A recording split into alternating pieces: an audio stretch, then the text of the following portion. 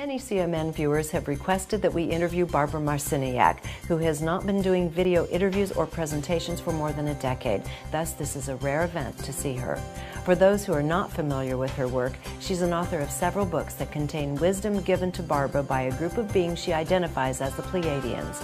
We spoke with her about a vast array of subjects, from love to the truth about beauty, sexuality, and much more.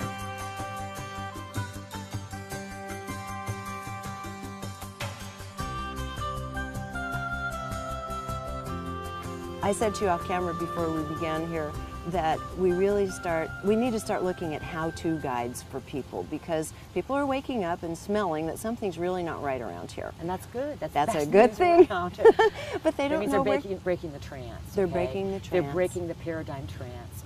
And whether they know it or not, it's those feelings inside that are absolutely designed now to take them to the next level. The question is, now that we know that something's wrong and we're waking up and we've broken the trance, where the heck do we go? And you have incredible information on many levels. A lot of it is very elegant and to the point, and it's why didn't I think of that? And others is much more esoteric. There's knowledge of a lot going on around this planet that's going to be revealed. So let's start wherever you'd like to start with the story, in terms of how we begin preparing ourselves, say, for the next 3 years. What's going to be revealed, how we prepare ourselves, and what's in our own best interest in terms of how we treat ourselves. I think most important, and this is what the Pleiadians have taught me over the years, and the Pleiadians are, of course, the entities or energies that I channel, that we have to really make peace with ourselves, our physical form, and the consciousness that occupies that physical form. So bottom line, they always say, number one, in order to go forward, you have to love yourself. And that's not easy to do. It's the hardest thing on this planet.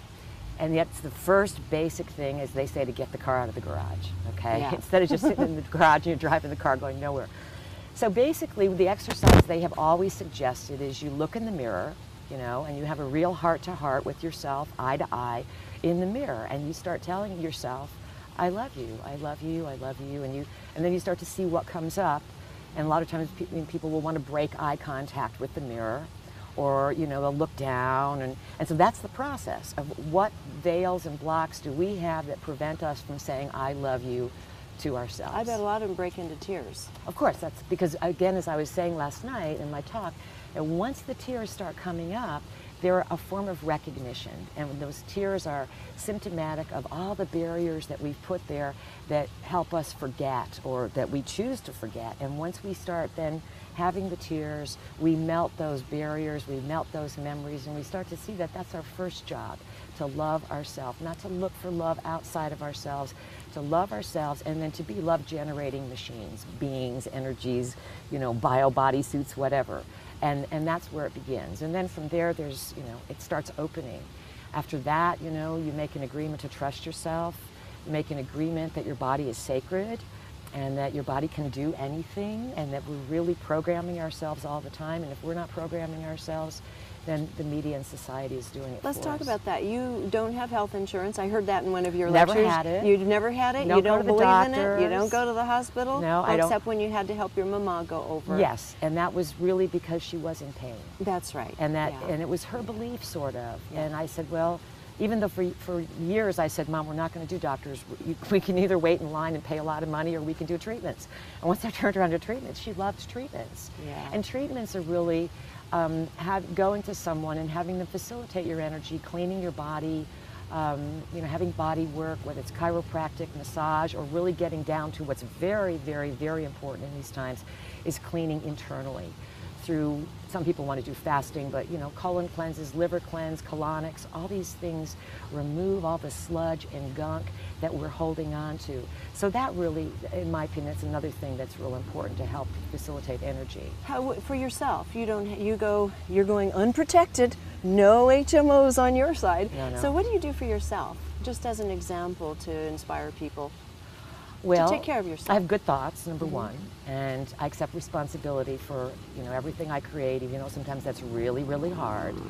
And I would start the day with a glass of water, and then after that I would have a glass of Soleil, which is a combination of Himalayan sea salts and water, and it's sort of a saline solution with high concentration of minerals, and so that would alkaline my body.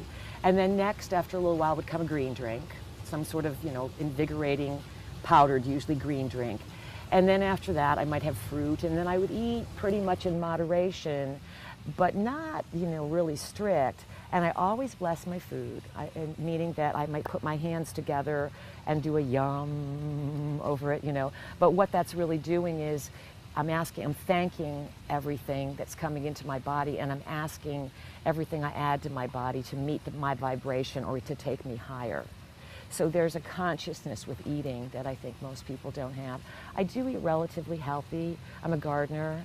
I grow herbs. I grow some of my veggies. I'm a good cook. I think it's really, really important to prepare your own food and to love preparing your food because we're putting energy into it, and then to enjoy what we're eating and to make it a sort of a feast and a festive thing even. And I eat alone lots of times. And when my mom came to live with me, she was amazed that I would always put a cloth napkin out, which I think is just important.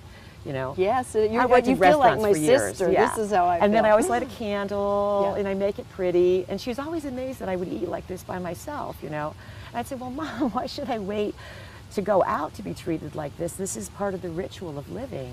It's like, my house is like that too. It's like a ritual of living. I keep it in order. I make beauty. Beauty opens our senses, and it makes us more psychic. And I was saying to someone recently that that's the true meaning of art.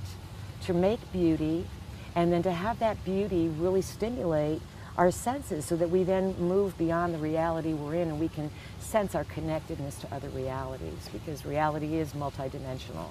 Indeed, and now this whole element of beauty, you also, your P friends, the Pleiadians, have also talked about the essential nature of beauty in our lives. Can you comment on just kind of add some layers to that of what you've also been, what also has come through you on the subject of beauty? Let me think. Whether it's geometry, symmetry, even, one thing I am curious about is the notion of the golden ratio, because that comes from our heartbeat all the way out to everything, the symmetry and well, beauty. Well, that would be the golden mean. The golden Yes. ratio would be sort of a real built-in living library formula that establishes a ratio and a basis from which reality can be built. One of the interesting things the Pleiadians said about old building that was made with beauty and built with the golden mean was that they didn't just factor in this ratio. They also factored in the effect of sunlight on buildings, okay? And that when buildings were constructed, say such as the Acropolis or something like that, that how sunlight where it would touch it and how it would be in relationship to the sun would also create a sustainability. And that if we built an orientation... A sustainability for the meaning the product inhabitants would last longer. Oh, the product The product itself, so that whatever you were building with, right. if you used wood or stone or whatever, particularly stone, that by the effect of sunlight on that stone, using the golden mean ratio to start with, it would then last much, much longer in time, because all of these elements of beauty and the multiverse would be factored in. So today, we're like blind mice building stuff, and it's all money, and it's all just thrown up, and there's no aesthetics. No. And on some level, people don't demand it because I think we're being entertained to death. Yes. There's so much to choose from, and none of it has much quality or substance to it. And that's symptomatic, I think, of people having lost meaning. Our society does not honor people who want to contradict what's going on, rightly so, because the media controls everything just about. It's been hijacked completely. Yes, completely, and none of it's really the truth. So there's this sort of desperation in people's souls, and they don't know what to do, and they've given up. And they've lost their own vavoom, to be individuals. But that's turning, that's changing, because I think people reached the bottom of emptiness now. Yeah. Especially this last year, it's like, how much more trivial could it get? And so there is a big turnaround happening, but no one can expect anyone to do it for them. One of the things the Pleiadians taught me is that no one's going to save you. Nobody's going to come through the dimensions or walk through the doorway, or the government's not going to fix it for us. You mean they're not landing on the White House lawn? They're not saving anybody. We have to raise our consciousness, and we have to get up and do it ourselves. The Pleiadians have often said that, we're very lazy. And they also have said that we're highly unpredictable too, and that's what they love about us. That no telling when the herd's going to turn, because we can just suddenly respond to something, very intuitively. So what people have to do is they have to accept responsibility. Our thoughts, our feelings, and our imagination, this is how reality is created. And we're all doing it all the time. And the energies of these times are sort of unplugging us from the old paradigm. And whether we choose to unplug ourselves, or whether society starts having greater and greater difficulties on the economic level, that certainly will unplug people from the paradigm on one level, because they will have to become more autonomous, more clever, more innovative in how they deal with the world, and how they reuse their resources and recycle and become like clever, as I said. Go back to their own source. Yeah, I mean, I grew up in a very clever family. Everything was used, we were innovative, and everything had a purpose. And I grew up in the 50s, and so we've kind of lost that, especially as we lose our elders. They're leaving, our parents and grandparents, and they're taking great wisdom with them, real practical wisdom. Well, it's our generation now. Right. We are the elders. Right, and we're those of us born in the 40s and 50s were Pluto and Leo, and so we really like to play. We really are like big players, and our parents were more, and grandparents had to be more practical. The energy of today is bringing us back to practicality. I think that's the name of the game in the next few years, is that everything has to simplify, become more practical, and now those things will take people into the higher mind. And one of the things you were talking about last night, in fact, I think at this point in the lecture, it was actually you were channeling at that time. They were talking about all of the elements, and you mentioned one in your own personal life, and that is the reconnection with the earth, the reconnection with the sunlight, as grounding, not only grounding, but also allowing us to begin going back into a state of wholeness and opening our abilities, right? Right. I mean, I've always been someone who enjoys the sun. And I've never said, I'm going to, ruin my skin or get skin cancer or anything like that. That's a belief. Those are beliefs. Yes. And if you believe those beliefs, then you end up spending a heck of a lot of money in the system that is looking for you to spend a lot of money that they can't fix you, but they want your money. So there's been a big campaign, in my opinion, to turn people against the sun. Yes. Absolutely, no doubt about it. I was hoping you'd talk about that. And yet it's our source of light, it's our source of health, it's also our source of energy and information. Because it's not just warming us and allowing food to grow and the whole earth to blossom, it's also transmissions of information. And I think that's what the ancients knew. And there's stories, in history that talk about people who, when they wanted to have covert activities, they would always do it at night. And they wouldn't do it in the light of day, because the sun would then know, and then the sun would transmit that information. And so we came up with that expression, doing things in the dark and keeping it secret. And so there's a lot of truth in sort of just, casual expressions and casual things that we know. And it's the time to bring all that into focus and realize these things are really, really important. Yeah. And so I think a way to health is to spend, a number, 20 minutes, couple of hours in the sun every day, glancing at the sun, acknowledging the sun, realizing that those rays not only provide vitamin D and sustain our body and blood and bones, but they're giving us information, and that information travels on light rays. And it's so important, and it's a two-way thing. We can communicate with the sun and just express our feelings or whatever, but it's not like worshiping God or anything like that. I think that my concepts of creator and source and all that, they're so large that I can't define it into a God, so to speak, Right. especially a male God. Right. Because how can, there's always the female component, and that's really another thing that's vastly missing from our planet, is that women are awakening, and unfortunately, so many women think they have to awaken into this feminism that turns them into men. And they lose their beauty, and they lose the whole idea of producing beauty and embodying life and protecting life, when I think part of a woman's role is to really take on that goddess energy, and to embody it, and to value life, and to use the intuition, Right. and to really make a stance in society about establishing beauty and fairness, and that all life is honored. And that's what's coming back. You know? It is coming back, and also with great resistance. Here you have ever more expanding technology, very male-oriented in its expression and also in its design. And yet it affects all of us because now we're all becoming dependent on those technologies. Exactly, and now we're cut away from the sun even more. Right. How do you see that technological interface as the feminine really needs to show itself? For myself, you know, I stopped watching TV in the early 70s. It's, you know, it was 35 years ago. And it was a choice. It was a choice because I felt back then even that television was doing something to my mind. And that's why I stopped. I said, I'm not going to waste my time, Good for you know, watching these things. So I do very minimal technology. I don't use my dishwasher. I don't use a microwave, even though they came with the house. They just sit there unused, you know, really low tech. I use the computer for, you know, very few things. I have to do some of my work on it. I do a newsletter when I write books and setting up events and something through email.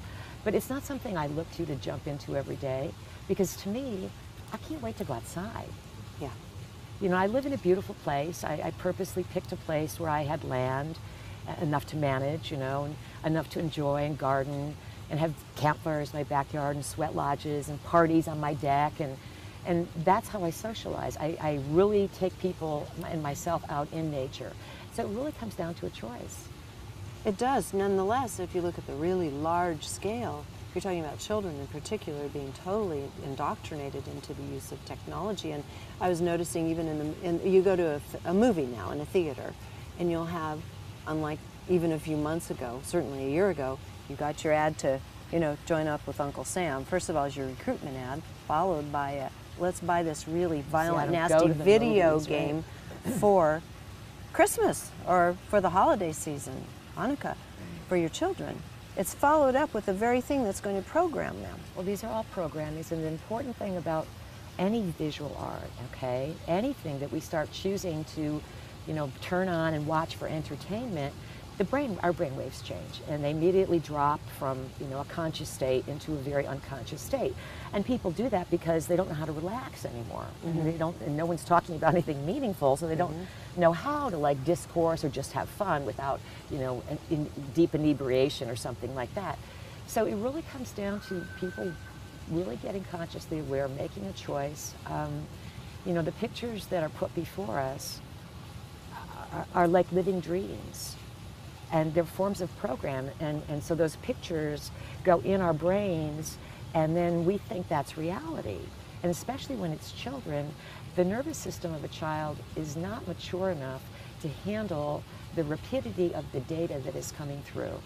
And I think that the speed up of games and violence and how fast everything goes and how little it is, even though it's entertaining, what's happening is that it's shutting down the perception, so that when you see people looking at some little device and the picture's this big, and I have a bunch of nephews, and when they were really little, I'd walk into the living room, you know, instead of them being yelling and screaming like sometimes they would be and having a great old time, which would drive people crazy, but they were playing, it'd be quiet, totally quiet, and I'd look around and I'd say, what are you guys doing?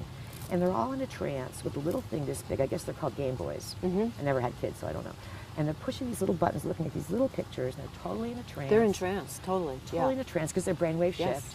And they really have to shift to go down, to force your perceptions, which are out here, to go down to this little thing and stay there for hours and push these little things. What it's really doing is that they can't see anything anymore. Then they come out, and then they're hyperactive because too much data has come in too fast, and their nervous systems are not developed to handle that. Until children reach, you know, there's these cycles, you know, every 7 years, it's the Saturn cycle.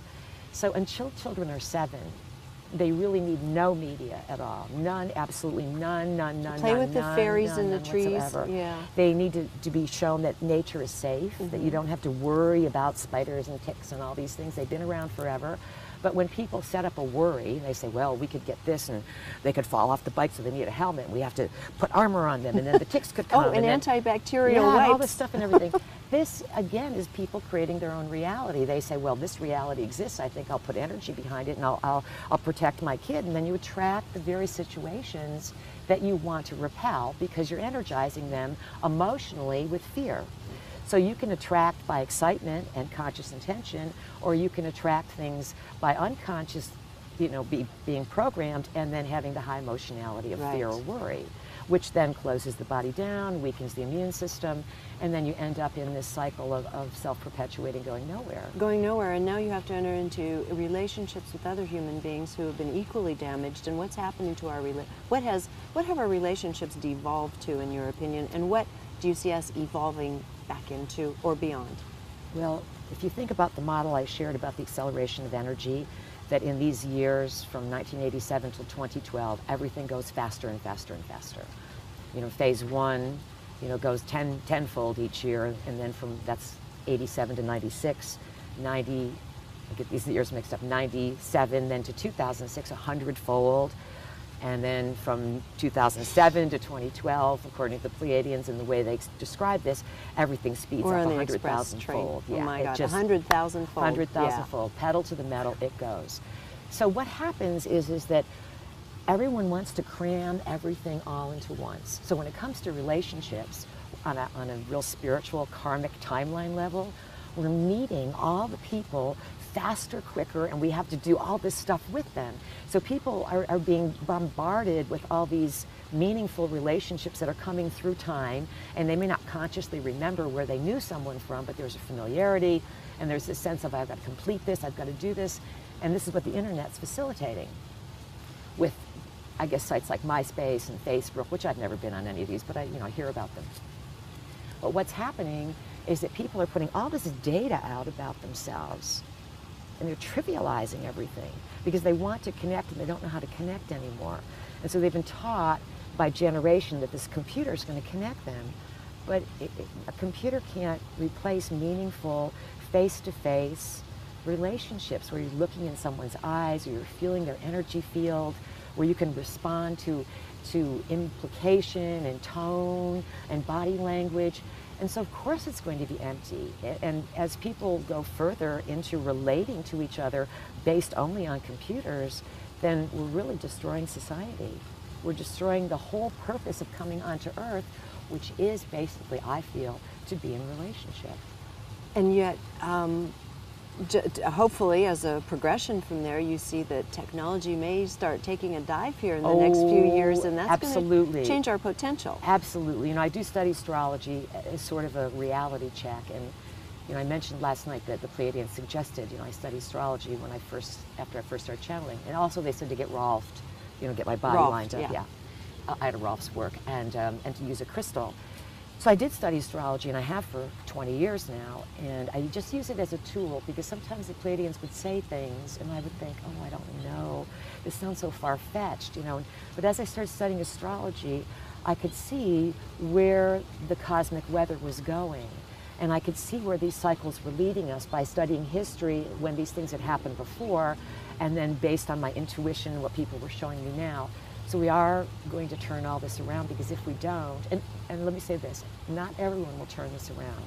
There will be those who will proceed into this technological future, and it's not going to be pretty, because they'll end up destroying the body. The body can't handle the energy. Can you talk about that, even the astrological indications, so the basis for this that you've seen and been shown? Well, the planet Uranus is in Pisces right now, and it always brings innovation.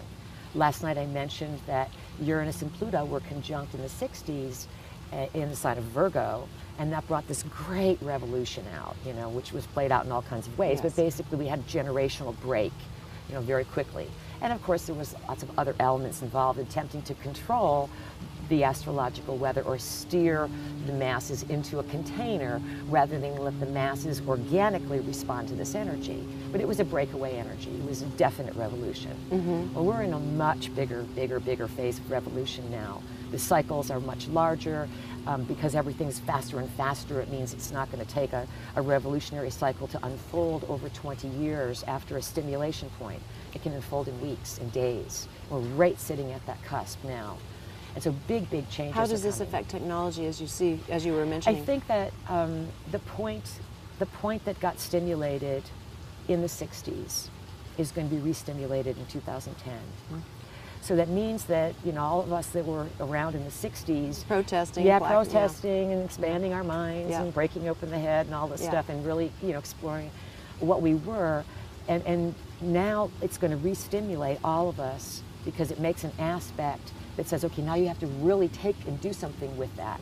And so worldwide revolution is coming. There's no doubt about it. You see that happening Oh, in the U.S., absolutely. political, I see everything? it all over the world. Yeah. I see it all over the world. I see Everywhere. political collapse eventually Yes. all over the world. And as the Pleiadians would say, it's all by agreement. It will create chaos, there's no doubt about it. But in order to build something new, and for something new to come out, something has to crumble. And sometimes it's literal crumbling, and sometimes it's simply things just stop working. And you can see we're in this, everything's not working anymore. Why isn't it working? Because people are so corrupt. Okay. They're so corrupt, everything, you know. True. I mean, and it's a choice that we all have to face. We all get this. It's like somebody will say to you, well, if you do this, you know, then you can get this. And then you say, well, okay, you know, and then, you know, it looks like a way to get ahead. And then eventually they say, well, you know, I helped you do this, this, and this, and now I want this favor back. And you say, I don't want to do this. And then they go, oh, okay, you know, and then you get set up. I mean, I haven't, but, you know, I can see how it works. And then people set people up for, you know, blackmail, corruption, and it gets really, really, Which is common really nasty. in Congress. It's so common all over the world that it's very, very sad. Yes. So then we have this level of corruption worldwide that's basically caught up in blackmail schemes, and those blackmail schemes always go back to two issues: money and sex, and the misuse of money and misuse of sex. They're always, you know, first, second chakra issues. How can I survive? What am I going to do with my sexuality? So that's something that really has to change, is that people valuing their sexuality. Right. And so the rise of porn is not a good thing for the human psyche, you're saying? No, it's horrible, Yeah. because what happens is this rise of porn is a replacement for real relationships. And I read something very interesting, that along with the rise of porn, in men anyways, there's also an equal rise of sexual dysfunction. I think they call it erectile dysfunction. Yes. So the more men are looking for stimulation that's not real outside themselves, the less they are able to have fulfilling relationships. But this works for the drug companies. Well, the drug companies, yes, $35 billion. Oh, yeah. $35 billion is the recent figure, and they expect it to go to $50 billion by 2010. Now, what this is saying on a real symbolic level is that something's happening with people, and they don't know what it is.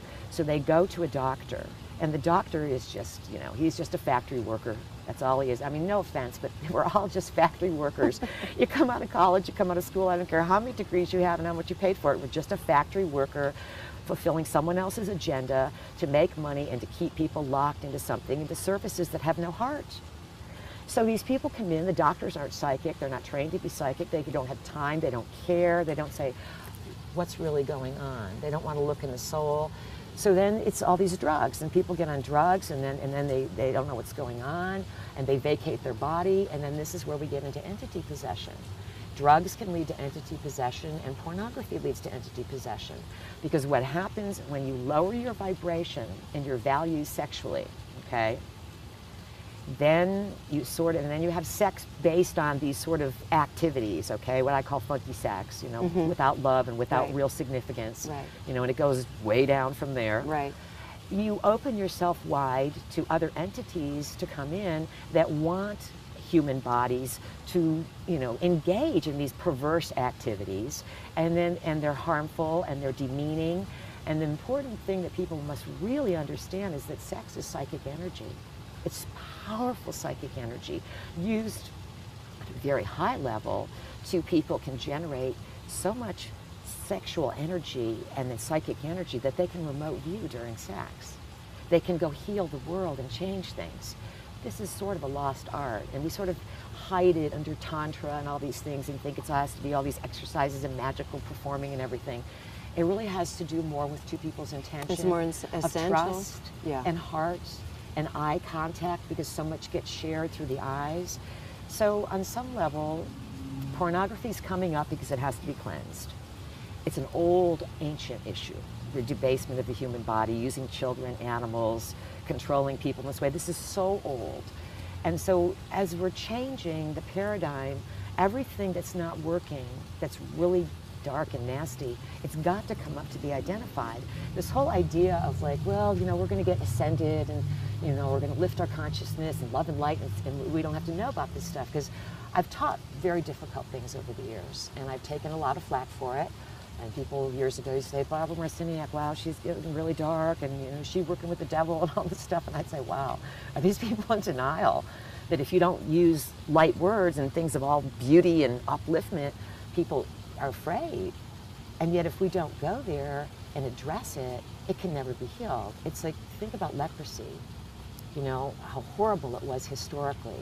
And people didn't want to look, and they banned the lepers and everything. And it wasn't until, like, I think it was Father Damien on Molokai or something, that he made a home for the lepers, and he looked at them, and then people could address it, and they could start healing it. So we have to look at what's not working, even if people think they're enjoying it, because the entity, it's popping up all around anyway. The entity possession is going to get worse and worse. And one of the reasons is this, that there are beings on the planet, human, I mean, they have a human body. I don't know how human they are, but they operate with a physical form. And they understand some of the oldest arts of the planet, which are like, I guess we would call magical arts. It's like a magical intelligence. And these arts can be used for good or ill. And they use them for ill. And when you perform acts of intention at times of power, then you can condition the space. And anything that's done on the solstices, the equinoxes, the cross quarters, which are the halfway point between solstices and equinoxes, and the new moons and full moons, any kind of ceremonial activity that's done at that time can really condition the whole earth, especially if somebody really knows what they're doing and they want to dedicate a certain activity, such as 9/11, for example.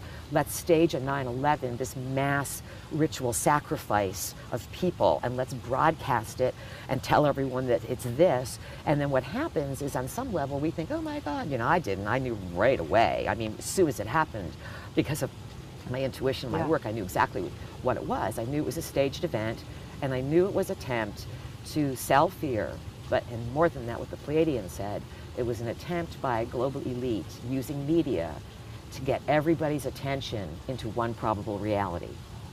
And then that probable reality, then they dedicated, or they would dedicate like a 9/11 or a Waco or an Oklahoma City or any of these events, you know, anything, any of the wars, any of the skirmishes would be dedicated by some beings, some humans, to non-physical forces. And they would say, here, we're offering you this life form. And you'd say, well, why is that important? Well, one of the things I learned is that, you know, beings from other dimensions are very attracted to us by natural. This is natural. We flow in and out. And they're attracted to our life force and our vibration. And this is why historically virgins would be offered for sacrifice. Young children, virgins, because they had very pure energy. And when a body would be sacrificed and blood offered, entities would just come pouring in because it's like food for them. So we have to counteract that. And part of my work has been to teach people to honor those times when the energies between heaven and earth, cosmic and ourselves, flow, like they really flow like a Niagara Falls. And it's our job to give thanks, and to pray, and to have gratitude, and to really condition what we want and set the season ahead by intention. And that's the way we have to counteract this. So it's all sort of playing with the same materials. It just comes down to intentionality. And creating a new set of values, real values. Yeah, and I think people learn about values by example, and certainly by role model. And when they see that someone has the courage to say the emperor has no clothes, then they may want to say it too. Well, we're going to be doing a lot of that, a lot. Astrologically, there's going to be a lot of hard things that we're going to have to integrate. People will, because we've placed our belief and trust in something, people, situations, institutions that don't honor that trust. and yet pretend they do. So this becomes a shock to people because we are trusting beings. We are really pretty good at heart, most of us. And so we project, oh, I wouldn't do this, so nobody else would ever do this. And that's part of the credibility of these global elite, is they know that, they all study psychology, they understand behavioral modification, they understand spirits, they understand astrology, understand the whole scoop. They're occult practitioners, and they know the story of the planet, so they know the cycles, so they manipulate us. And the bigger question is we have to ask ourselves, if we create our own reality individually and as a mass, okay, mass agreement, why did we create this? Yes, that's the big question. It's like not like, well, let's go after these people, and can we hold new Nuremberg trials, and can we get all, you know, indignant about what they're doing? Well, you can waste your time doing that, but what's the bigger picture here? Why have we, as a race of human beings, created this tyranny on our planet? And why is it that is so pervasive that people are afraid to even see it, or they don't even think they have power to overcome it? So those are some really pressing questions, really pressing issues. And we're going to be looking at all of them in the next few years. And you will see more people come out. You will see more people who know how to manage this energy. I've been doing my work officially for 20 years with the Pleiadians. So what I see from doing my work for the last 20 years is that people who are willing to learn and willing to change their beliefs and willing to face up to, wow, I really created this, and what can I do? What's the point of it? What lesson can I get? And how can I move on? These people are getting really strong. They're getting really smart. They're totally intuitive. They are not, most of the time, they can't be fleeced anymore. Where before they used to say, oh, is this person great? Or look at this. And they were so naive. And now they go, Barbara, look at this. And I just laugh because I've been very successful in being able to open up in those who wanted it, this freedom of thinking, this freedom of perception. And it's quiet. I don't collect names. There's no dues. There's no lists of anybody, but they're everywhere. They're all over the world. So you feel hopeful? I feel very hopeful. And I feel that there's difficult times. I don't want to, come off as this everything's going to be we fine. can feel it. It's going to be really, really difficult. However, there are so many brilliant people on the planet, and they're waking up every day, and the process is indeed going to be a magnificent process, because I can feel what's happened to me in my own life and how I've turned difficulty into victory and initiation, into opening, and into empowerment. That's really what it's all about. And as the Pleiadians would say, you're really here to enjoy the body, create an experience, love. They say that's what we all come for. We come for love. And we come to contribute, to the creativity of each of our perceptions and what we make. We add to the creativity of the multiverse. And we're really here to heal. This is what this time is about. We're healing ourselves. We're healing our ancestors. And by healing and eradicating this unnecessary fear, I feel personally that it qualifies us then to meet other beings. Is that until any initiation, you meet your fear. And you can't get to the other side, to those higher frequencies, until you move through your fear.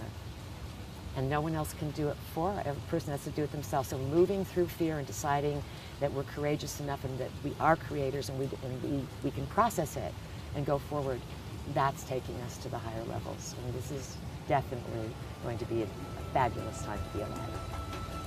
Thank you so much. For more of Barbara's work, just click on the link below to see all of her book titles, and you can click through to purchase them. Meanwhile, she also does lectures and workshops, and you can check those through going to her website. Until next time, thanks for watching CMM.